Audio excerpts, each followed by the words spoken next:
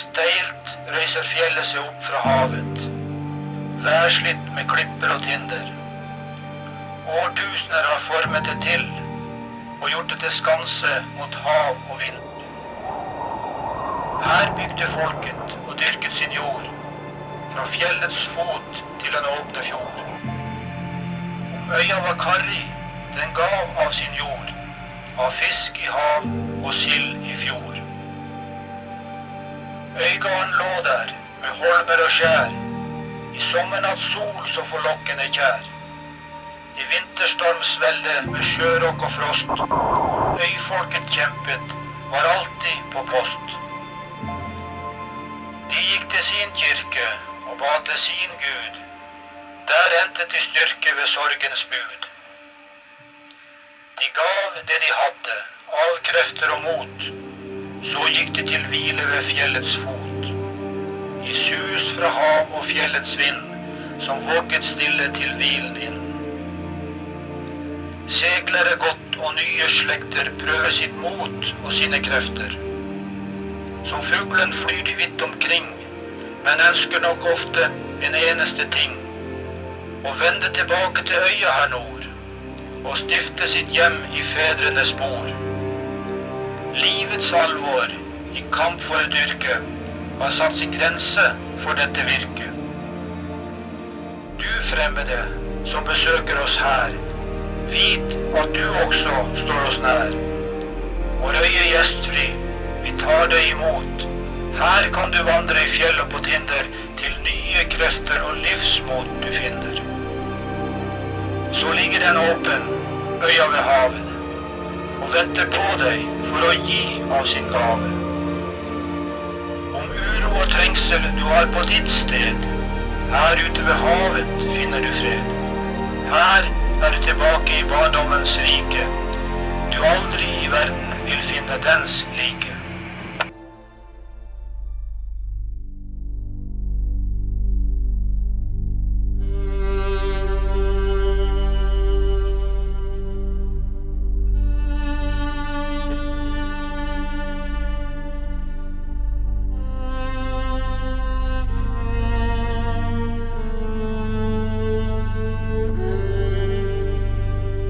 When someone dies, it can be devastating and overwhelming. Bereavement affects us all, but everyone will cope with it differently and experience a different array of feelings. You see, contemplating mortality, also our own mortality, makes salient the finiteness of life. We are so talented in shrinking our life down to such small stories that death appears to be so big and unmanageable. In the lands of old human stories were stories of survival, clothing, arts, weather, land, sea. Every time a story gets told, it breathes life into the world.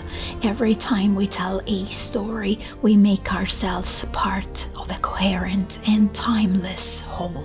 It is when we stop creating and telling stories, when we stop nourishing our lives with daring adventures and experiences, that the contemplation of death becomes an unbearable view.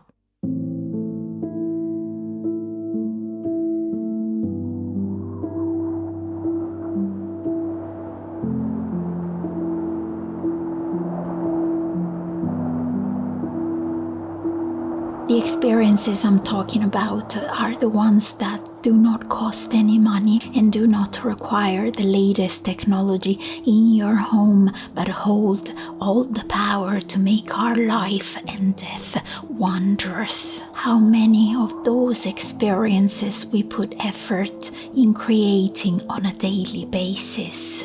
I often believe it is just at the end of our life that death, as the greatest master, has us realize we were living in a too small story. That is the only reason why death felt so big. Death, I will get to that later. This is what creates the divide, the great separation that makes the whole process of proportions that are devastating and difficult to cope with. You see, Sapmi, the land where I live, feels like a death spiral.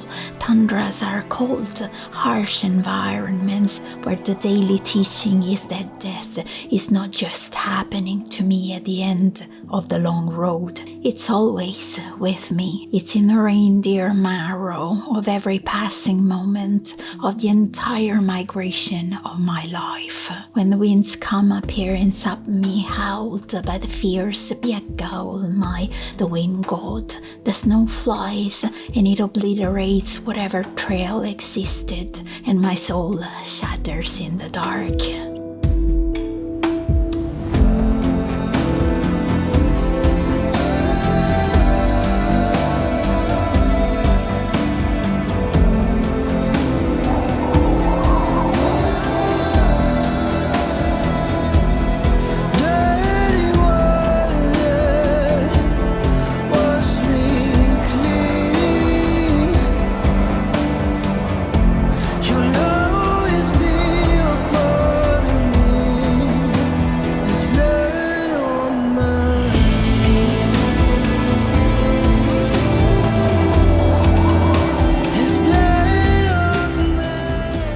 Struggle to conjure reference points, I end up accepting, I end up enjoying the dance of uncertainty, doubt and death swirling around me in clouds of snow and dust. These daily experiences beautifully describe how I see death.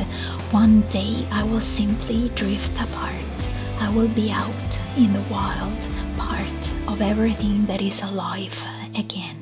There are wonderful tundra myths and stories of people who shape-shift into more appropriate forms like reindeer and ravens and ditch their inefficient human bodies in order to dance the dance of death. When I go through grief, I always remember this legend and I immediately stop clinging to warmth, and I'm reminded that the secret in life is to move, to keep moving.